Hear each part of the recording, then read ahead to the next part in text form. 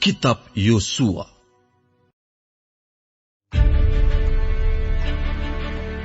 Setelah terdengar oleh Adoni-Zedek Raja Yerusalem bahwa Yosua telah merebut Ai dan telah menumpasnya, seperti yang dilakukannya terhadap Yeriko dan terhadap rajanya, demikianlah juga dilakukannya terhadap Ai dan terhadap rajanya. Dan bahwa penduduk kota Gibeon telah mengadakan ikatan persahabatan dengan orang Israel dan diam di tengah-tengah mereka. Maka sangat takutlah orang, sebab Gibeon itu kota yang besar, seperti salah satu kota kerajaan, bahkan lebih besar dari Ai, dan semua orangnya adalah pahlawan. Sebab itu Adoni-Zedek, Raja Yerusalem, menyuruh orang kepada Hoham, Raja Hebron, kepada Piream, Raja Yarmut, kepada Yafia, Raja Lakis, dan kepada Debir, Raja Eglon, mengatakan, "Datanglah kepadaku dan bantulah aku, supaya kita menggempur Gibeon, karena telah mengadakan ikatan persahabatan dengan Yosua dan orang Israel." Lalu kelima raja orang Amori itu berkumpul dan bergerak maju. Raja Yerusalem, Raja Hebron, Raja Yarmut, Raja Lakis, dan Raja Eglon. Mereka beserta seluruh tentara mereka.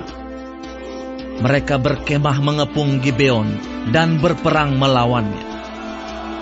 Lalu orang-orang Gibeon itu menyuruh orang kepada Yosua ke tempat perkemahan di Gilgal, mengatakan, "Jangan menarik tanganmu daripada hamba-hambamu ini. Datanglah dengan segera kepada kami. Lepaskanlah kami dan bantulah kami. Sebab semua raja orang Amori yang diam di pegunungan telah bergabung melawan kami." Lalu Yosua bergerak maju dari Gilgal. Dia dan seluruh tentara yang bersama-sama dengan dia, semuanya pahlawan yang gagah perkasa. Berfirmanlah Tuhan kepada Yosua, "Janganlah takut kepada mereka, sebab aku menyerahkan mereka kepadamu. Tidak seorang pun dari mereka yang akan dapat bertahan menghadapi engkau." Lalu Yosua menyerang mereka dengan tiba-tiba, setelah semalam-malaman bergerak maju dari Gilgal. Dan Tuhan mengacaukan mereka di depan orang Israel, sehingga Yosua menimbulkan kekalahan yang besar di antara mereka dekat Gibeon, mengejar mereka ke arah pendakian Bet Horon dan memukul mereka mundur sampai dekat Azeka dan Makeda. Sedang mereka melarikan diri di depan orang Israel dan baru di lereng Bet Horon, maka Tuhan melempari mereka dengan batu-batu besar dari langit sampai ke Azeka, sehingga mereka mati. Yang mati kena hujan batu itu ada lebih banyak dari yang dibunuh oleh orang Israel dengan pedang. Lalu Yosua berbicara kepada Tuhan pada hari Tuhan menyerahkan orang Amori itu kepada orang Israel. Ia berkata di hadapan orang Israel, "Matahari, berhentilah di atas Gibeon, dan engkau bulan di atas lembah Ayalon." Maka berhentilah matahari, dan bulan pun tidak bergerak, sampai bangsa itu membalaskan dendamnya kepada musuhnya. Bukankah hal itu telah tertulis dalam kitab orang jujur? Matahari tidak bergerak di tengah langit, dan lambat-lambat terbenam kira-kira sehari penuh. Belum pernah ada hari seperti itu, baik dahulu maupun kemudian, bahwa Tuhan mendengarkan permohonan seorang manusia secara demikian. Sebab yang berperang untuk orang Israel ialah Tuhan. Kemudian Yosua dan seluruh orang Israel yang menyertainya pulang kembali ke tempat perkemahan di Gilgal. Kelima raja itu melarikan diri dan bersembunyi di dalam gua di Makeda. Kepada Yosua dikabarkan demikian, "Kelima raja itu telah ditemukan bersembunyi di dalam gua di Makeda." Lalu berkatalah Yosua, "Gulingkanlah batu-batu yang besar ke mulut gua itu, dan tempatkanlah di sana orang untuk menjaga mereka. Tetapi kamu, janganlah kamu berhenti. Kejarlah musuhmu dan hantamlah barisan belakangnya. Janganlah biarkan mereka masuk ke dalam kota-kota mereka, sebab Tuhan Allahmu menyerahkan mereka kepadamu. Setelah Yosua dan orang Israel selesai menimbulkan kekalahan yang besar sekali di antara mereka, sampai mereka dihancurkan sama sekali, beberapa orang dari mereka dapat lolos dan masuk ke kota-kota yang diperkuat. Pulanglah seluruh bangsa itu dengan selamat kepada Yosua, ke tempat perkemahan di Makeda. Tidak ada seorang pun yang berani melemparkan kata-kata ancaman terhadap orang Israel. Kemudian berkatalah Yosua, Bukalah mulut gua, dan keluarkanlah kelima raja itu dari dalam, dan bawa kepadaku. dilakukan oranglah demikian. Kelima raja itu dikeluarkan dari gua itu dan dibawa kepadanya. Raja Yerusalem, Raja Hebron, Raja Yarmut, Raja Lakis, dan Raja Eglon. Setelah raja-raja itu dikeluarkan dan dibawa kepada Yosua, maka Yosua pun memanggil semua orang Israel berkumpul dan berkata kepada para panglima tentara yang ikut berperang bersama-sama dengan dia, Marilah dekat, taruhlah kakimu ke atas tengkuk raja-raja ini. Maka datanglah mereka dekat dan menaruh kakinya ke atas tengkuk raja-raja itu.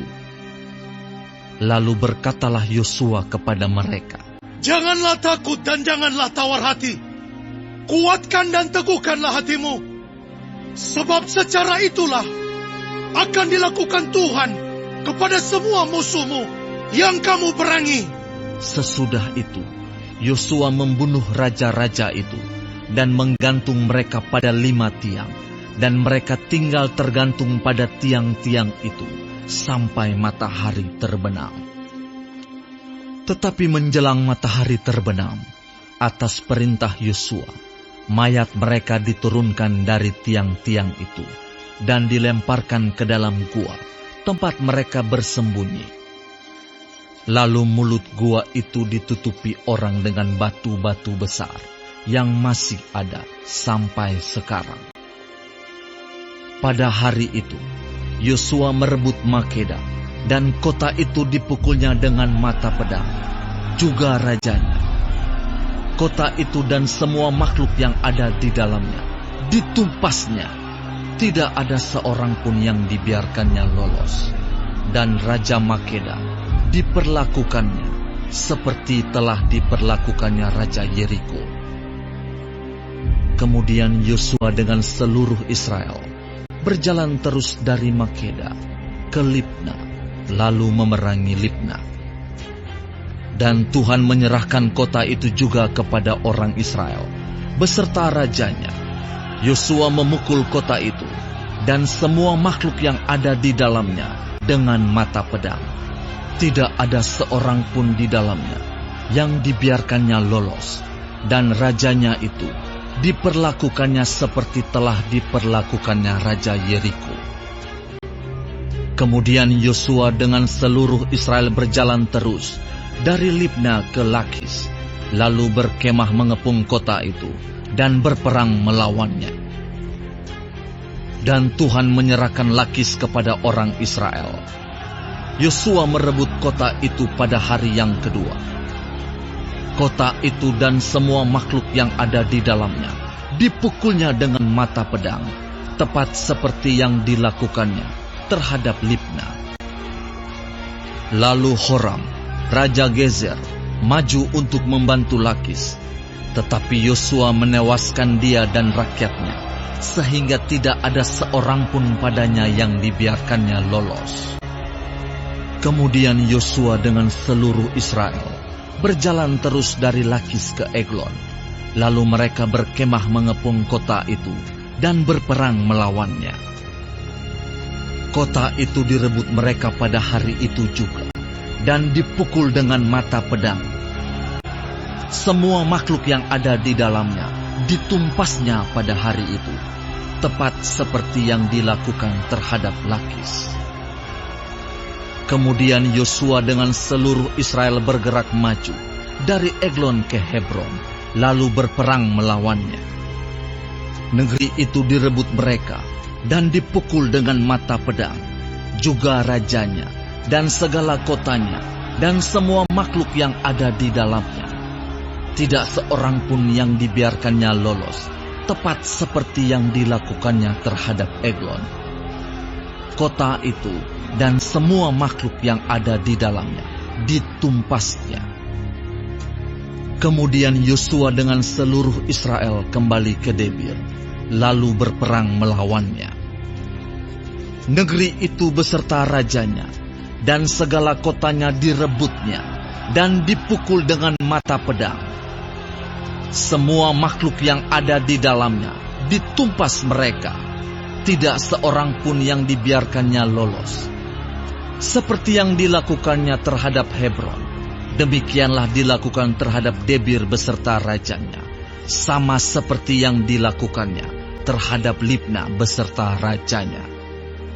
Demikianlah Yosua mengalahkan seluruh negeri itu, pegunungan, tanah Negeb, daerah bukit dan lereng gunung, beserta semua raja mereka. Tidak seorang pun yang dibiarkannya lolos, tetapi ditumpasnya semua yang bernafas, seperti yang diperintahkan Tuhan, Allah Israel.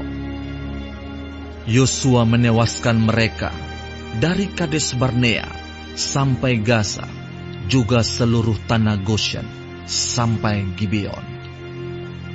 Semua raja ini dan negeri mereka telah dikalahkan Yosua sekaligus, sebab yang berperang untuk orang Israel ialah Tuhan Allah Israel. Kemudian Yosua dengan seluruh Israel pulang kembali ke tempat perkemahan di Gilgal.